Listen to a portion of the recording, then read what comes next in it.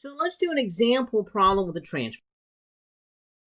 So let's say that we have a power supply, 120 volts RMS, and we connect it up to a transformer here.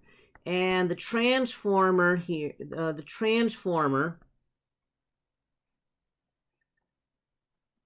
is connected to a load that has 2.5 ohms.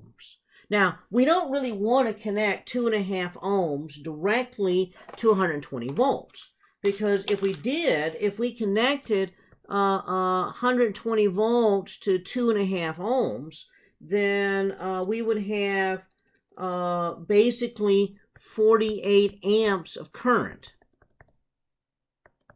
And that's ridiculous. So we don't want to do that. That's not what. So we can use this transformer here. My transformer has on the primary side 6,000 turns, and on the secondary side has 200 turns. So what I want to know, therefore, is what's the current in the primary side? What's the primary current? What is the secondary current here? And so how do we do that? Well, to find the secondary current, it's simple. The secondary current is going to be the voltage secondary divided by the resistance. So we need to know the secondary voltage. The secondary voltage is going to be equal to the N secondary divided by N primary times voltage primary. So that's going to be 200 divided by 6,000 times 120 volts. So the secondary voltage turns out to be equal to 4 volts RMS. So the secondary current is going to be 4 volts RMS divided by 2.5 ohms. And so that's a much more reasonable 1.6 amps. Okay.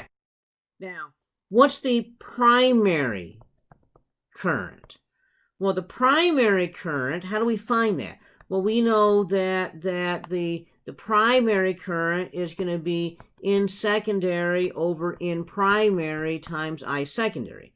So how do we know that? Well, we know we already figured that out. So that's going to be equal to 200 divided by 6,000 times 1.6 amps.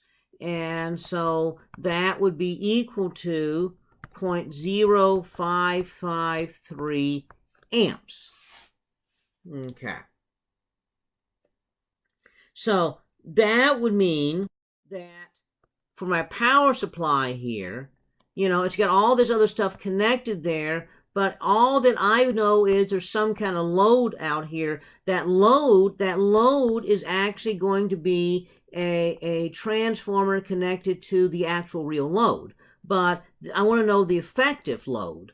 Well, the effective impedance here is going to be V over I, so 120 volts RMS divided by 0.0533 amps RMS. So the effective impedance, or I could write it as R effective, is going to be equal to 2250 ohms.